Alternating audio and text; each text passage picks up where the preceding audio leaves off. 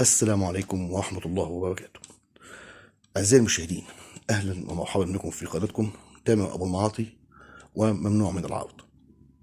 فيلم الليلة من الأفلام برضه اللي يعني ظهرت في السينما واستخبت بقى واتحطت في العلب، مين برضه اللي خباها ولصالح مين محدش عارف يعني. الفيلم بتدور أحداثه حول مديحة كامل وأختها نوح من عيلة غنية جدا جدا. مديحة كامل متجوزة الشخص اللي كان موجود دلوقتي اللي شفتوه ده، اللي كان دايما يطلع في بعض الأدوار يعني الثانوية. ونوح بتحب نور الشريف السواق بتاعها. طبعا مديحة كامل هتزعق وازاي يحصل الكلام ده، وعايشه بقى في دور انها يعني من الطبقه الراقيه يعني. المهم ان هو هتهرب هي ونور الشريف، وهو ميكانيكي، وهيعيشوا مع بعض. المهم هتيجي بقى هي بالنسبه لمديحه كامل، جوزها اللي هي متجوزاه اللي هو ضعيف جنسيا، وفي نفس الوقت كل ثروتهم هتروح. وهيخش هنا بقى دور طارق الناري اللي هيقابلهم، وهي يعني هيكون سبب في ان جوزها يموت نفسه لانه هيشوفهم في وضع مخل. وبعد كده هتضيع ثروتها كلها، وهيشغلها في موضوع الدعارة، وهتبقى حاجة يعني عالمية أو مشهورة جدا في البلد. لما الحال ضحوا بيها بقى، قالت ترجع ليه وتروح ليه لاختها نوح وتعيش معاها، مع هي وجوزها بقى نور الشريف. طبعا نور الشريف شايل منها جدا طبعا، لانها كانت السبب، وكانت بتعامله بقى يعني من مناخيرها بقى كده يعني وعنطزه. هتقابل مين بقى؟ هتقابل صلاح السعداني. صلاح السعداني ابن عم نور الشريف، وهيحبها فعلا. هي بتحاول تنسلخ من الماضي وتخش معاه في حاجه، في حياه جديده. لكن للاسف الشديد يعني هيظهر طارق النهري، ونور الشريف هيعرف منه كل ماضي مديحه كامل القذر، وانها كانت مشهوره بالدعاره ومع الشخصيات الكبيره وي وي وي وي. وهيروح يقول لصلاح السعداني، وهي هتحكي لهم وتقول لهم حصل مني كذا كذا، وتحكي لها قصه حياتها وازاي مرت بظروف صعبه عشان تجيب فلوس.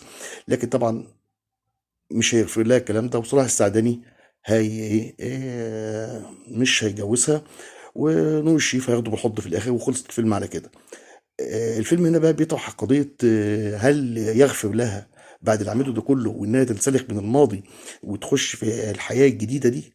هل انت كرجل تقبل بذلك عزيزي المشاهد؟ اعتقد ان مفيش راجل يقبل بالقصه دي خالص، وهي دي النهايه الطبيعيه لها، يعني انها يعني تعيش حياتها كده او تتجنن زي ايه بقى؟ زي الفيلم نفس القصه ديت قامت بيها ناديه الجندي، واللي اتجننت في اخر الفيلم دي قصه تانية بس هي نفس القصه، نفس الاحداث، يعني كل بحذافيرها. بس نادية الجندي قامت بدور مجنونة، ومستشفى المجانين خدتها في الآخر يعني. هنا سابها إن هي مفتوحة كده، يعني إن هي يعني هتعيش معاهم هبلة، يعني هي شبه مجنونة في البيت، على الخمرة وعايشة كده. فيلم شايف إنه كويس، من ناحية المونتاج، من ناحية الإخراج، من ناحية كل حاجة. وكان فيلم يعني ينم عن مولد نجم جديد اللي هو صلاح السعداني، إنه ممكن يشيل بطولة.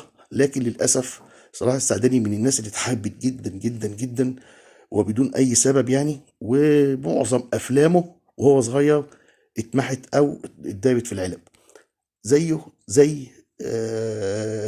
ممثلين كتير جدا زمان، صلاح قابيل ويوسف فوزي وغيرهم، وكريم محمود ومطربي ومحمد وجدي، كل دول اتشال افلامهم واتركنت على جنب، وبدات تظهر دلوقتي لولا ان هم الثوره جت بقى والافلام دي ظهرت مره واحده، اللي احنا بنحاول نعرف مين السبب في ظهورها، او مين هو المسؤول عن ظهور هذه الافلام، ودلوقتي بالذات في الوقت ده، وانها تخرج بالكثافه دي.